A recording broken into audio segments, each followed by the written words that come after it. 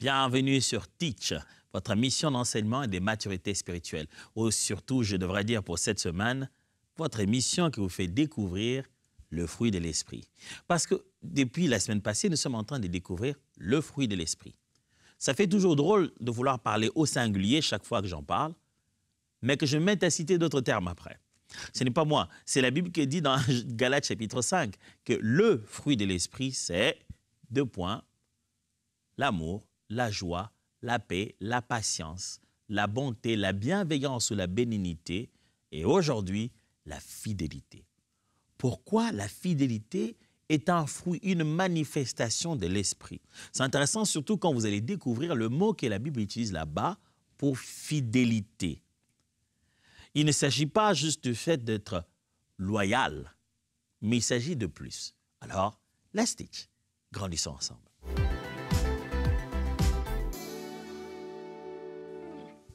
Puisqu'on parle du mot, définissons le mot fidélité comme Paul l'utilise ici. Dans le grec, Paul utilise le mot pistis. Le mot pistis dans la Bible, en grec, c'est le même mot par lequel on traduit foi, comme la foi. C'est aussi le même mot qui traduit loyauté ou fidélité, constance dans l'engagement. Ici, donc, le traducteur ne le met pas comme foi, mais plutôt comme fidélité. Le fruit de l'esprit, c'est la fidélité, la constance dans l'engagement.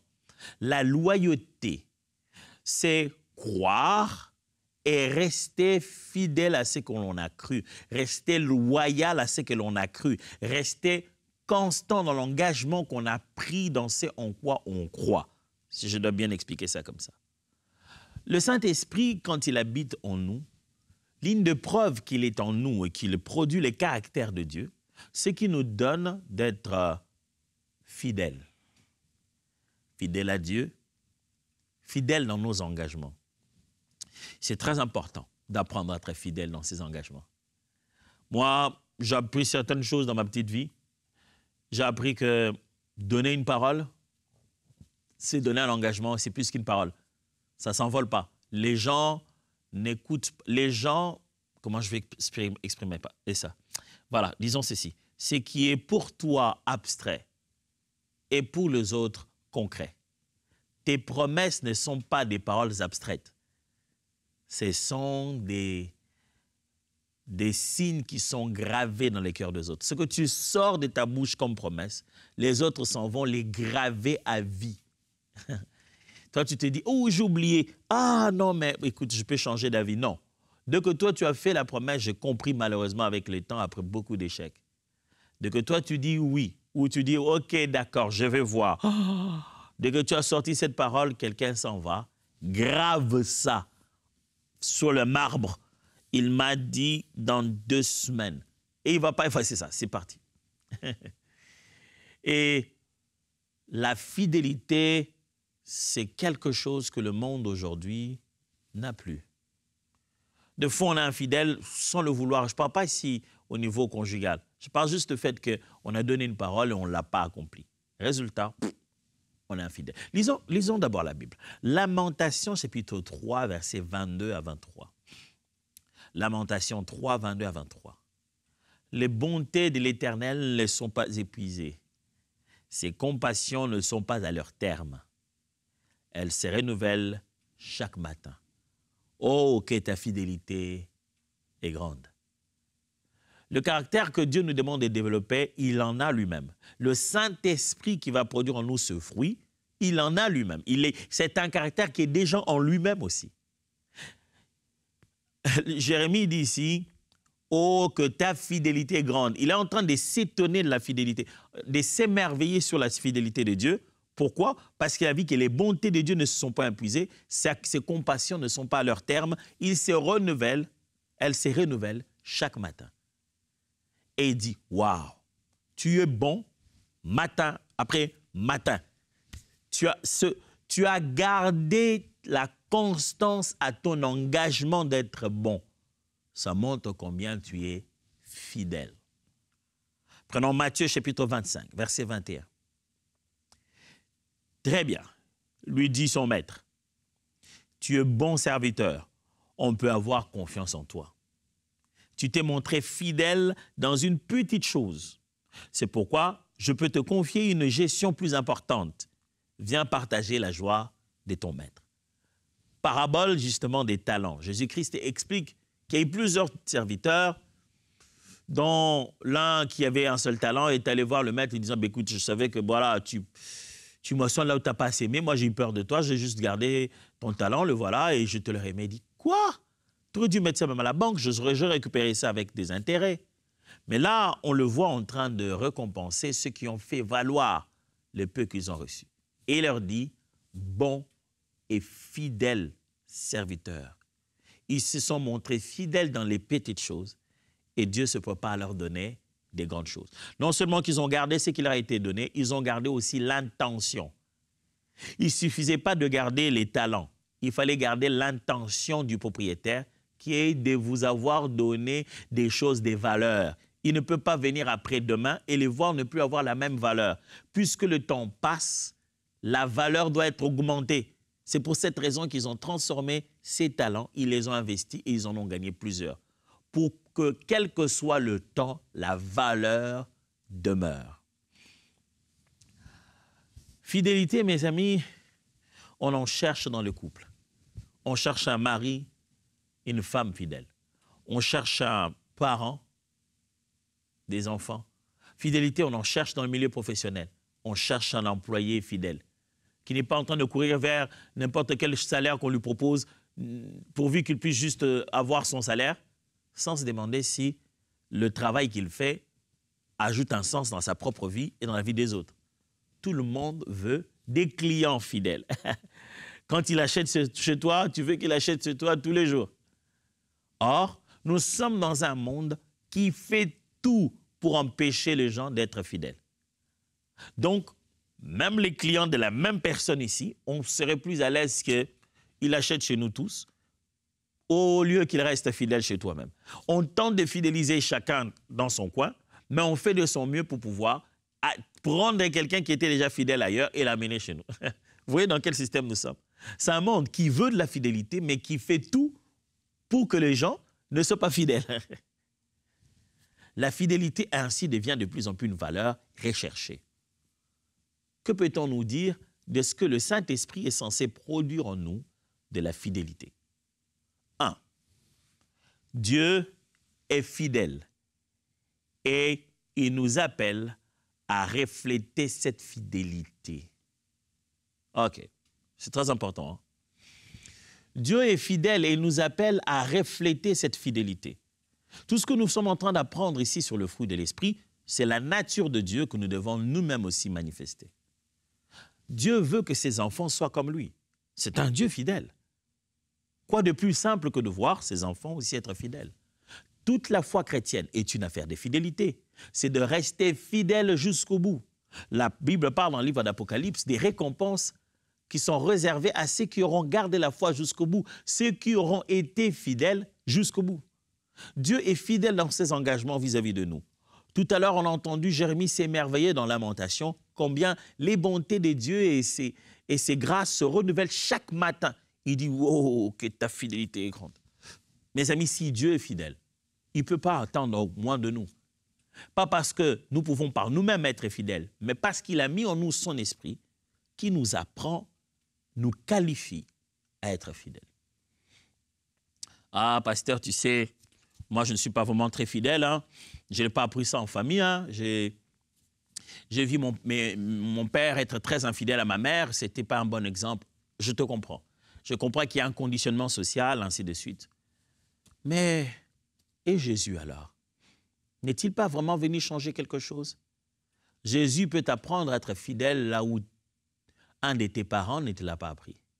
Jésus peut t'apprendre à être fidèle. Le Saint-Esprit que tu as reçu peut produire en toi de la fidélité que tu n'as pas vue comme exemple autour de toi. Si nous devions juste aller tous nous coucher sur nos lauriers à cause du conditionnement social, quelle est donc la puissance de l'Évangile? À quoi sert la parole de Dieu si finalement nous tous nous sommes condamnés par nos passés et la formation de notre personnalité et où est-ce que nous avons et l'influence sociale qui est autour de nous? Si parce que c'était dans papa, dans maman, j'ai grandi avec, donc je vivrai toujours comme ça. À quoi ça sert la conversation? Qu'est-ce que ça vient changer alors si on est censé être que l'héritage génétique, l'héritage de conditionnement social? Frère, Jésus peut t'apprendre à être fidèle là où personne ne te l'a appris. Sœur, Jésus peut t'apprendre à être fidèle là où personne ne te l'a appris. L'Esprit de Dieu peut faire jaillir de flots de fidélité que tu n'as jamais vu. Cette capacité à rester constamment dans l'engagement qu'on a pris sans pouvoir craindre la monotonie. J'ai vu des gens qui ont accepté une vie d'infidélité parce qu'il a peur de la monotonie. Il s'est dit, ah, donc tu vas faire quoi? Rester seulement avec cette seule femme-là, seulement elle, toute la vie, matin, midi, soir. Ah, moi, c'est quand même un peu monotone, je dois goûter à autre chose. Non, ce n'est pas que tu as envie de goûter à autre chose. C'est simplement que tu crois que la fidélité est ennuyeuse. La fidélité, même quand c'est un engagement à la même chose, l'expérience quotidienne est différente. C'est justement la beauté et la bonté d'être en face de la même tasse que je tiens comme ici, mais d'en vivre les facettes tout le jour différemment, au point que c'est interminablement que tu es en la découverte de la même chose. C'est là que tu comprends tout le génie de l'inventeur. Mais si je dois prendre cette tasse et puis l'autre, je ne l'ai pas contemplé, je ne l'ai pas apprécié. Frère, Dieu est fidèle. Et nous, ses enfants, animés par son esprit, nous pouvons être fidèles. Deuxièmement, la fidélité s'exprime dans les petits comme les grands engagements. La fidélité, mes amis, ce n'est pas pour seulement le mariage, un grand engagement comme ça. Non, moi je suis fidèle, je ne trompe pas ma femme, je suis fidèle. Non. C'est aussi même dans les petits engagements où tu n'auras personne pour te faire pression, où tu ne ressentirais peut-être pas de prime abord les conséquences de l'infidélité. C'est en commençant à être fidèle dans les petites qu'en fait Dieu vous donne les grandes. Vous êtes enfant de Dieu, l'Esprit de Dieu produit en vous de la fidélité à toute épreuve et à tout terrain. Toute circonstance, vous semblant bonne ou mauvaise, est une circonstance de fidélité. Dieu peut vous apprendre à être fidèle. Si vous n'êtes pas déjà fidèle avec vos propres enfants, vous leur avez dit non, demain à 12 heures, une chose qu'on apprend à faire avec ma femme, c'est tenir parole avec nos enfants. De sorte que si une circonstance venait à ce qu'on ne puisse pas être capable de tenir parole, on présente nos excuses sincèrement. Pas des excuses des parents qui disent « Ah, j'ai pas pu avoir le temps, vraiment, pardon, on verra ça plus tard. » Non. Si on ne sait pas être capable de rendre notre engagement, de tenir notre engagement, eh bien, on va demander pardon aux enfants. Ce n'est pas juste pour leur donner une bonne leçon qu'ils apprennent à être aussi comme ça dans la vie. Non, c'est parce que nous avons décidé, nous, d'être comme ça, comme des enfants de Dieu sont censés l'être. La fidélité, mes amis, ce n'est pas parce que vous avez un contrat de millions. Non, mais c'est parce que je vous ai demandé, ne fût-ce que d'être là à l'heure. Et vous tenez parole pour ça. Et vous êtes capable de vous excuser si vous ne savez pas tenir parole pour ça. Respecter les petits engagements sont déjà ça les signes de quelqu'un qui est mature, qui travaille à son intérieur, que le Saint-Esprit conduit. Vous êtes un enfant de Dieu, je vais le voir dans les petits engagements déjà, comment vous êtes fidèle à ces engagements. Êtes-vous fidèle dans vos engagements? Ou bien vous êtes en train de trouver des bonnes justifications spirituelles? Disons non, écoute, j'ai quand même passé beaucoup de temps dans la prière la nuit, donc c'est pour ça que je ne suis pas arrivé à l'heure. Hé, mon frère, tu savais à quelle heure était le rendez-vous? Tiens parole. Si tu ne sais pas tenir la parole, si tu sens que quelque chose va t'empêcher à la minute près d'être là, excuse-toi. Mais la fidélité dans les petites choses est déjà la marque de quelqu'un qui est mature et qui produit le fruit du Saint-Esprit. Es-tu fidèle? Là où les gens ne te voient pas, est-ce que tu es fidèle? Est-ce que tu as cette foi dans l'engagement que tu as pris? Tu crois en l'engagement que tu as pris? La fidélité s'exprime dans les petites comme dans les grandes choses. Troisièmement, La fidélité est le fondement de la confiance entre frères. Par mot frère, ici, ne voyez pas le masculin. La Bible aime utiliser le mot frère pour dire tout le monde. Donc, homme et femme. La base, le fondement de la confiance, c'est la fidélité. Quand quelqu'un sait régulièrement reproduire la chose qu'on attend de lui, il fait qu'on commence à avoir confiance en lui. Tu es fidèle, tu crées la confiance. On a confiance en toi, ça nous donne de la patience vis-à-vis de toi. Je vous explique un peu mieux la chaîne. On attend de toi accomplir quelque chose. Tu l'accomplis. Chaque matin à 7 heures, tu es là chaque matin à 7 heures, chaque matin à 7 heures. Cette fidélité va bâtir de la confiance. On a confiance en toi, en tes résultats. On a confiance en ce que tu es en train de faire. Maintenant, puisqu'on a confiance en toi, le jour où tu n'arrives pas à 5 heures, on s'inquiète, mais on attend. On ne se dit pas, ah non, lui, on trouve ça anormal d'ailleurs. Ouh, comment est-ce possible? Si tu nous appelles et tu nous dis, écoutez, je ne peux pas arriver à 5 heures aujourd'hui, pardonnez-moi, je vais peut-être arriver à 8 heures. On ne va pas se dire, 8 heures, il n'arrivera pas. Qu'est-ce qui prouve? Il n'était pas là à 5 heures, qu'est-ce qui prouve qu'il sera là à 8 heures? Non. Avec les temps, tu nous as prouvé que tu tiens parole. Ta fidélité a bâti sur la confiance dans ton engagement. Et cette confiance est allée dans le compte de la patience que nous devons avoir vis-à-vis de toi. Nous sommes patients avec toi parce que nous avons la confiance en toi que tu as bâti à force de fidélité. Aujourd'hui, dans les couples, les gens ne se font plus confiance. Aujourd'hui, dans les églises, les gens ne se font plus confiance. Pourquoi? Parce qu'ils ont constamment été mauvais. Ils ont bouclé le boucle d'un mauvais comportement tellement plusieurs fois que la confiance est perdue. Dieu aide-nous à reprendre les confiances, à restaurer la confiance des uns des autres. L'être humain est digne. L'être humain ne mérite pas l'attitude qu'on lui accorde. Il ne mérite pas le pardon. Il ne mérite pas tout ce qu'on doit lui donner. Mais j'aimerais vous demander, donnez-vous à vous tous une seconde chance. Quelqu'un a constamment, fidèlement prouvé son incapacité. Accordez-lui une seconde chance pour qu'il refasse une autre boucle de la vie. Qu'il commence une nouvelle série de bienfaits. Vous savez, quand vous donnez à quelqu'un une seconde chance, vous dites, OK, on va refaire alors. Et dès la première minute, même si on a remis le compteur à 0, il fait le premier tour fidèle, on attend au moins. Deuxième tour, il n'est plus fidèle. Tout de suite, on a même plus de patience. Il se dit, mais ce n'était que la deuxième fois. Il dit, non. Puisque tu as été infidèle, ça rentre sur le compte de tout ce que tu as déjà fait. Mais on avait déjà annulé ça. Mais oui, justement, c'est parce que tu as été tellement infidèle que tu dois avoir compris l'importance et l'utilité de la fidélité. On devient plus rigoureux envers quelqu'un qui a été infidèle hier.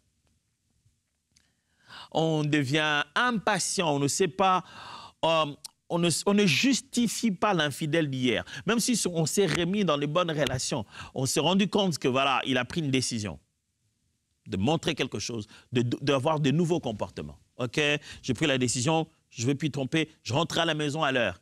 Aujourd'hui, il rentre à l'heure, on se dit, on l'acclame. Demain, déjà, il commence les justifications. Oh, tu sais, c'est pas vraiment de ma faute. On se dit, aïe, le gars, il n'a peut-être pas changé.